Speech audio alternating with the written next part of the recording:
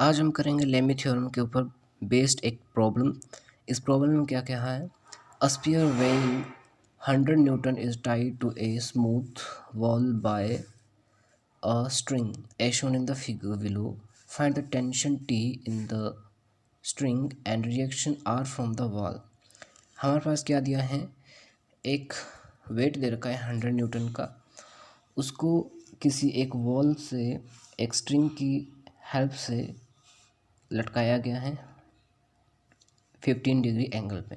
ये बोलता है कि टेंशन फोर्स फाइंड आउट करो और रिएक्शंस फाइंड आउट करो। हम जानते हैं कि इस वाले वॉल पे क्या होगा, ये वाला जो स्पेयर है इस वॉल पे अटैच्ड है, तो यहाँ पे एक नॉर्मल रिएक्शन लगेगी, और ये स्ट्रिंग के साथ कनेक्टेड है, तो स्ट्रिंग में एक फोर्स लगती है टेंशन, जो कि इक्वल एंड ऑपोजिट रहती हैं। तो जो तो इक्वल लग रही है तो डाउनवर्ड में लग रही है, और जो ऊपर को लग रही है वो एक ऊपर को लग रही हैं और एक नीचे को लग रही हैं। नीचे को लग रही है टुवर्ड द सेंटर और एक लग रही है ऊपर को। नीचे वाले को हम कंसिडर नहीं करते, ऊपर वाले को करते हैं। तो फिर क्या होता है, मैं क्या करता हूँ, स्फीयर का एक FBD ड्रॉ कर देता हूँ। इसका FBD है, फ्री बॉडी डायग्राम है। मैंने क्या किया, ये normal reaction toward the centre लगती हैं, यहाँ से मैंने शो किया। अब इसका जो वेट है वो normal to the downward from the centre है लगता है, तो फिर इसको सेंटर से डाउनवर्ड शो कर दिया। उसके बाद टेंशन जो कि ऑपोजिट में लगती हैं, इक्वल एंड ऑपोजिट होती हैं, उसको मैंने यहाँ पे ड्रॉ कर दिया। अब एंगल है 15 डिग्री। अगर ये वाली जो फोर्स हैं यहाँ पे 15 डिग्री बना रही हैं, तो इसका इक्वल एंड ऑपोजिट एंगल यहाँ पे बनाना, जो कि कितना रहेगा, उतना ही रहेगा जितना कि ये वाला एंगल है। मैंने वही किया, यहाँ पे एक लाइन खींच दी वाई एक्सिस जिसको हम बोलेंगे। तो फिर इसका अगर यहाँ पे एंगल, ये वाली वॉल है, अगर यहाँ पे एंगल 15 डिग्री बन रहा है, तो इसका इक्वल एंड अपोजिट एंगल ये रहा ना 15 डिग्री, तो ये बना दिया इसका 15 डिग्री एंगल। अब मैं क्या करता हूँ, इसको थोड़ा और इजी वे में लाने के लिए इसके जो नॉर्मल रिएक्शंस हैं आर, इसको मैं यहाँ से शो कर देता हूँ इस वाली डायरेक्शंस में। ये मेरा वेट है, ये आर है, 100 न्यूटन का वेट है जो कि डाउनवर्ड डायरेक्शंस में लग रहा है। ये है वाई एक्सिस, ये इसकी एक्स एक्सिस है। यहाँ से लग रही एक टेंशन फोर्स कितने एंगल पे, 15 डिग्री एंगल पे। ठीक है। अब इसमें हम देखते हैं कि अगर मेरे पास एक फोर्स पता है तो और दो अननोन है, तो मैं इन दो अननोन्स को निकाल सकता हूँ by using the Lami theorem. तो फिर और लेमी थ्योरम के लिए मेरे पास सबसे पहले कंडीशंस ये हैं कि एंगल्स का पता होना चाहिए और कम से कम एक फोर्स का मुझे पता होना चाहिए। मैं देखता हूँ यहाँ पे मेरे पास एक फोर्स का तो पता है जो कि 100 न्यूटन है, वेट फोर्स डाउनवर्ड लग रही है। ठीक है। अब मैं इसकी सहायता से इन दोनों फोर्सेस को निकाल सकता हूँ, लेकिन उसके लिए मेरे को एंगल्स का पता होना चाहिए। तो एंगल का पता कैसा चलेगा, अगर ये 15 डिग्री एंगल है और ये 90 डिग्री एंगल है, तो टोटल एंगल कितना, ये टोटल एंगल यहाँ से यहाँ तक का ये टोटल एंगल कितना बन जाता है, ये बन जाता है आपका 105 डिग्री। 105 डिग्री का एंगल बन जाता है। ठीक है जी।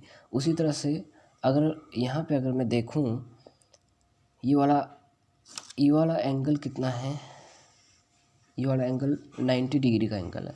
90 डिग्री में से 15 डिग्री ये है, तो ये वाला एंगल कितना बचा, ये वाला एंगल बचा 75 डिग्री का।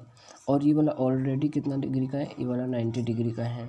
तो 90 + 75, ये वाला टोटल एंगल यहाँ से यहाँ तक एंगल कितना बन जाता है, ये बन जाता है 165 डिग्री का एंगल।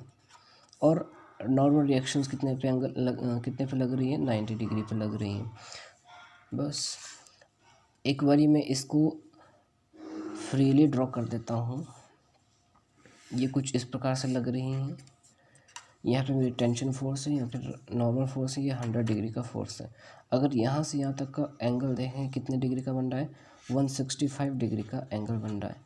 अगर ये वाला एंगल देखें, ये वाला टोटल एंगल, ये वाला एंगल कितने का बन रहा है, 105 डिग्री का एंगल बन रहा है। और ये वाला एंगल कितना है, ये वाला एंगल तो 90 डिग्री का ही है, 90 डिग्री का एंगल बना रहा है। ठीक, ऐसे था। अब करते हैं लेमी थ्योरम का using Lami theorem.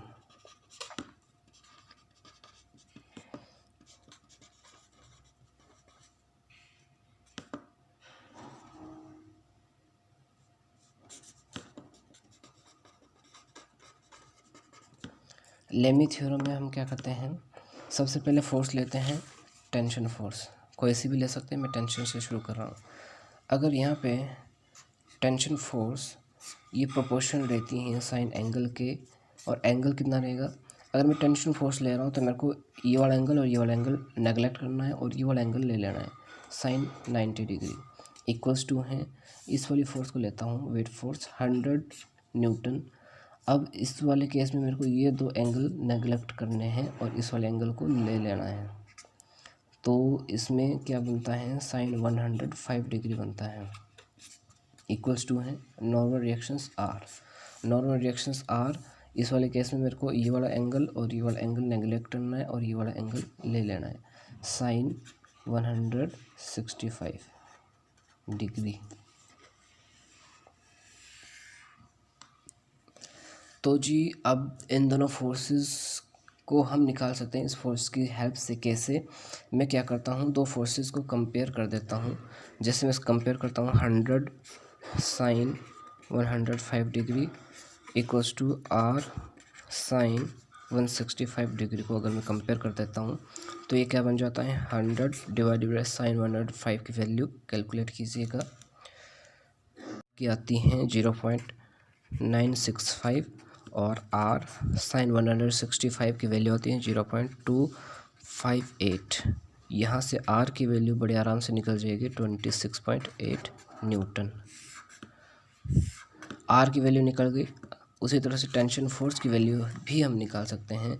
Tension force के लिए हम क्या करते हैं, साइन 90 डिग्री को कंपेयर कर देते हैं। अब ये वाली वैल्यू निकल चुकी है ना, तो इन दोनों में से चाहे किसी के साथ भी कंपेयर कर दो वैल्यू निकल जाएगी।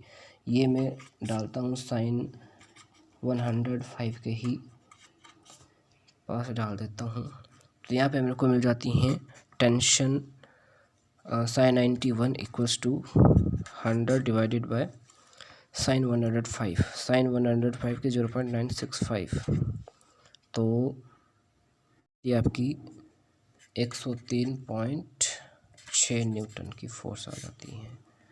तो इस तरह से हमने टेंशन फोर्स भी कैलकुलेट कर ली।